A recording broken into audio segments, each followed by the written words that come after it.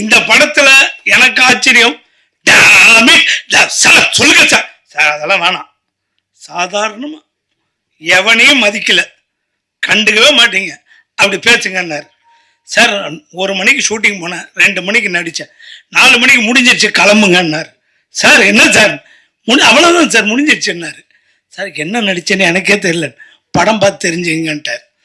தேட்டருக்கு டப்பிங் தேட்டருக்கு போனேன், ஒரு 4 மைக்கு.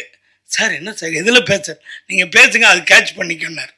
நான் கொஞ்சம் சவுண்டா வாப்பா உட்கார். சார் அதெல்லாம் இல்லை, சாதாரணமாக அங்கே என்ன பேசுனீங்க அதே பேசுங்க, வாப்பா உட்கார் அது பேசுங்க. சார் இது எப்படி சார் என் காதலே விழுந்துடும் வாங்க அப்படின்னார். இப்படி பேசி எனக்கே ஒரு வித்தியாசமான டப்பிங் ஒரு இது டைரக்டருக்கு ரொம்ப பெருமையாக இருக்குது. ஒவ்வொரு சீனும் அழகாக சொல்லி தந்தார். சில டைரக்டர் சொல்லி தரப்போ அப்படியே ரசித்து அவங்கள மாதிரி நடிக்கணும்னு ஒரு ஆசை வரும். காளி வெங்கட்டு கூட நடித்து ரொம்ப பெருமையாக இருக்குது. கவுண்டரான்னு எனக்கு கிண்டல் பண்ணிகிட்டு இருப்பார்.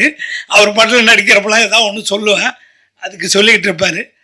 ஒளிப்பதிவாளர், எடிட்டர், இதில் நடித்த அத்தனை நடிகர்களுக்கும் எங்களுக்கு ஃபுல் சப்போர்ட் கொடுத்த சத்யராஜ் சாருக்கும் எல்லாருக்கும் எங்களுக்கு ஆதரவு கொடுத்த பத்திரிகை நண்பர் அனைவருக்கும் ரொம்ப நன்றி. தொடர்ந்து ஆதரவு கொடுங்க. வணக்கம், நன்றி.